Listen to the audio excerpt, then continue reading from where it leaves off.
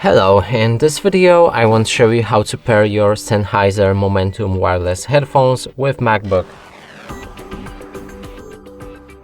To do this, first we'll need to open our headphones so they look like this. Now they should be powered on, and we can enter pairing mode by clicking on this button in the right headphone and holding it until this LED lamp right here starts flashing and we hear pairing mode. Now move on to our MacBook,